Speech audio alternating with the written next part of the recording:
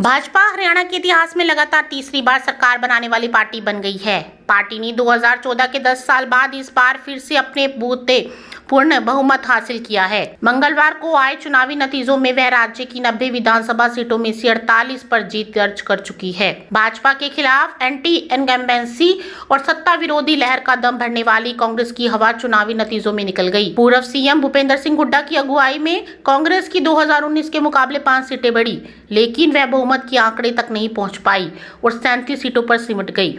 भाजपा की इस हैट्रिक के पीछे कई फैक्टर रहे। पार्टी ने लोगों के गुस्से से निपटने के लिए 4 मंत्रियों समेत अपने 1/3 एमएलए के टिकट काट दिए थे।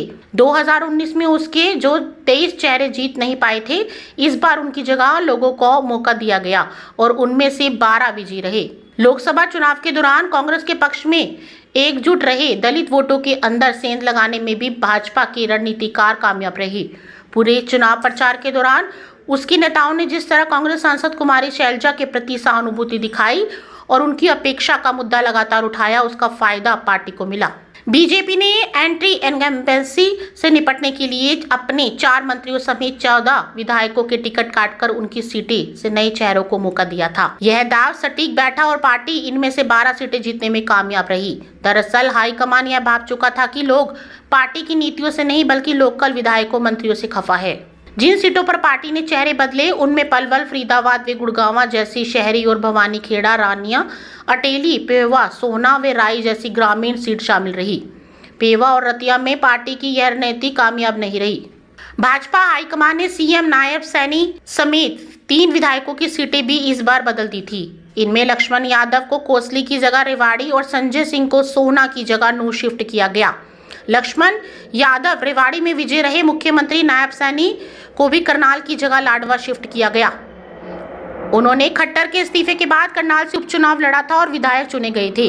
उन्होंने लाडवा में कांग्रेस के सिटिंग एमएलए मेवा सिंह को हराया और नूर सीट से संजय सिंह हार गए। भाजपा ने 15 विधायकों के अलावा राज्य की 90 में से 23 सीटों में नए चेहरों को मौका दिया।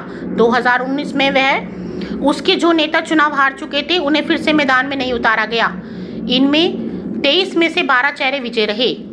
इन्हें करनाल से जगमोहन आनंद, समालखा से मनमोहन भड़ाना, खरखोदा से पवन खरखोदा, सोनीपत से निखिल मदान और नलवा से रणधीर सिंह पनिहार शामिल है।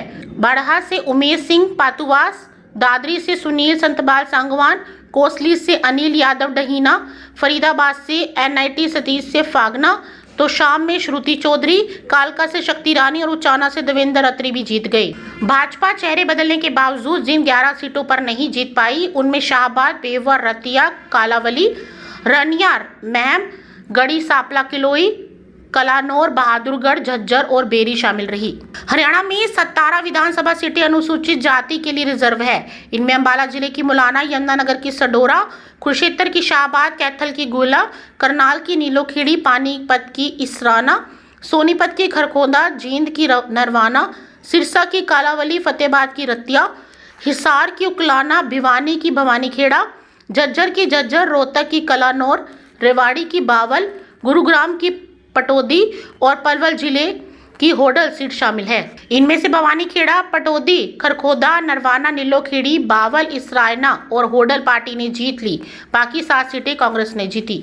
हरियाणा में कांग्रेस को सबसे बड़ा झटका जाटलैंड में आने वाले रोहतक, झज्जर व सोनीपत जिले में लगा।